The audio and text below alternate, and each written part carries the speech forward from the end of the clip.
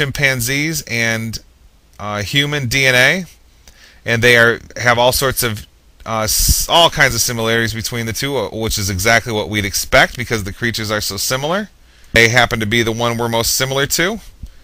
And one of the changes is merely that there's two chromosomes that are locked together, which is not the case for chimpanzees. And also, there are all kinds of other variations between human and chimp DNA, and those just happen to be the areas where other types of variations happen. And none of them have anything to do with any progression, and nobody's ever shown that they do. And there is no progression that's ever been observed, and which is not supported by anything in nature due to our Mount St. Helens information. I mean, chromosome 2 it's kind of like this. Imagine if I had if I had a bunch of Tinker toys, and I built a big chain with specific kinds of rules, with only 4 different kinds of Tinker toys, and with repeating patterns and all this stuff. And say it was so big it stretched all the way around my house.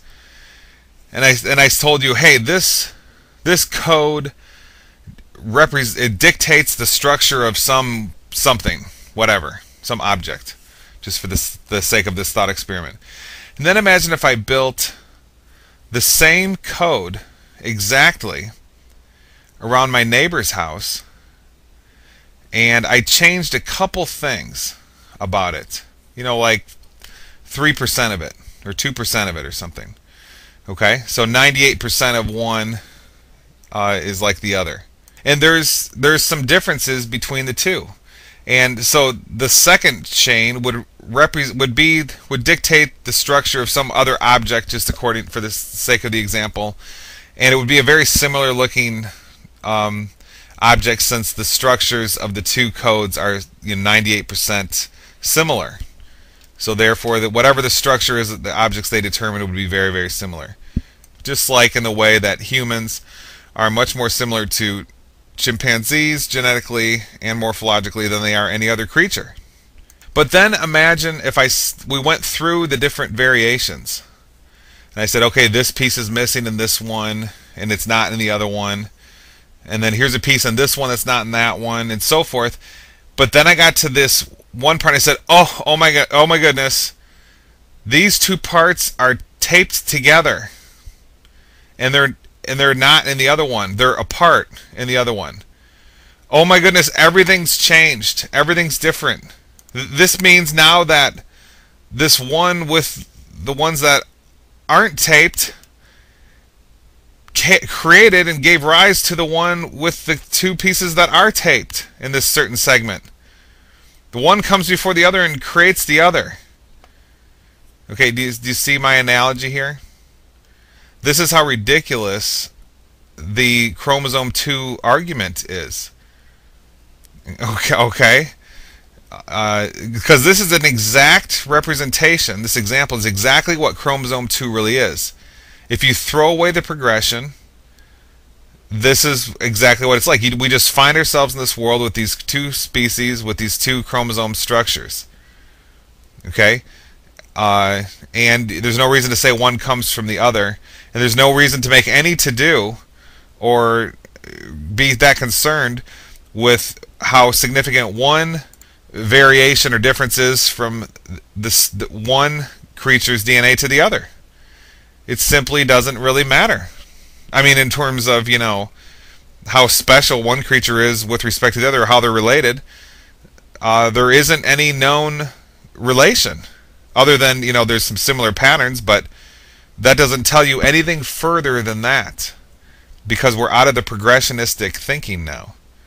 So a very profound example shows you how absolutely insignificant chromosome 2 is, and how distorted the evolutionists are in thinking it means something. And really, it shows their deep bias and their non-empirical, non-evidential account of the progressionist thinking, the age of the Earth, and what's happening with the Earth, and all these invisible processes of 6 million year old strata creation and so forth. It just shows how flawed and how deeply impaired their reasoning abilities are, sadly. These are the people teaching our young people. That's maybe why the country is such a disaster. So what we have found here, basically, in this show over the last 2 hours, is that there are two accounts of why there are creatures with similar codes, and where some of the codes are less similar than others. Okay, all of DNA is similar, made of the same stuff, and just different arrangements of the codes and so forth. Some of the codes more similar than others. Now what we found is there's two accounts. One is they were designed, and one is they come from each other. And specifically the second one, where they come from each other, there are common ancestors between two species of the code-carrying creatures that we know as animals and humans on planet Earth. What that position, the co-ancestor thesis, where the code-carrying species turn into one another, what that thesis needs is some kind of empirical account where there's a progression through time of this occurring, which can be verifiable, and not just, some kind of empirical account, not just looking at the side of a hill and say, here's my philosophy on what this means. Some kind of empirical account.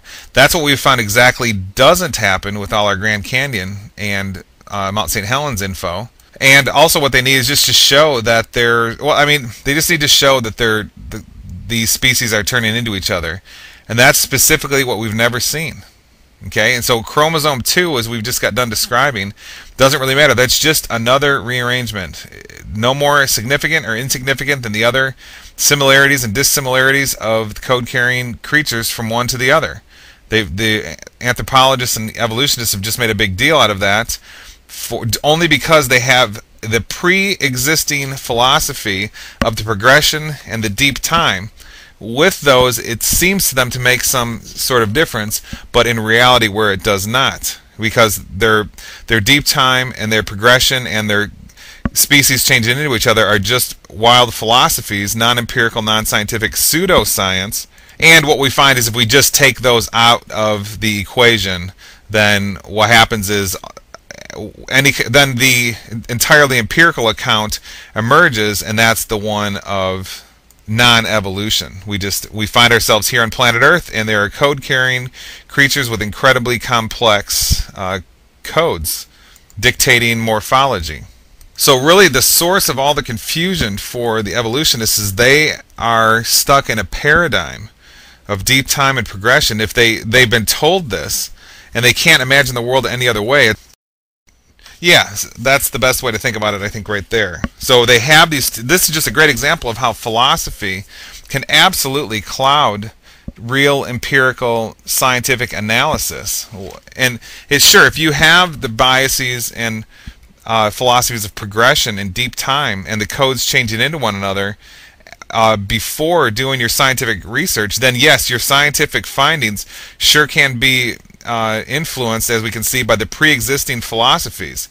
That's the perfect, this is the best example probably there is, evolution, where that's, philosophy creating science rather than science creating philosophy. I mean, the scenario that we have here is almost one where it's kind of like the world, the raw, empirically observable world, without the philosophies. Without looking at the side of the mountain saying, this is billions of years old and it's the product of sediments, or something like that. All these non-empirical ideas. And now we know how non-empirical they are from the Mount St. Helens info. But it's kind of like the following example. The real world is one.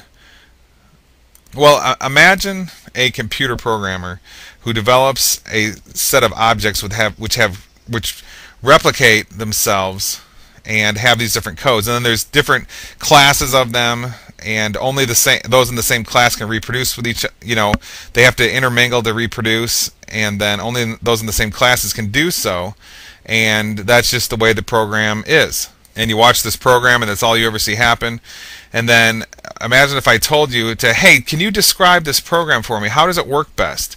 And you would say, oh, well, it's just different classes of objects with codes within them, and the objects within the certain classes have similar, codes which are required for their type of object in the classes, and only those within the classes can enmesh to create another one, reproduce, and those outside with different codes, and that you can't cross-class reproduce. And I would say that's great. You've just perfectly described the program. Now, what if somebody came along and looked at my computer program and said, "Oh no, what's happening here is across the codes, across the classes, what's really going on is yeah, you have all this inter-class enmeshing and reproducing with the similar code-carrying creatures.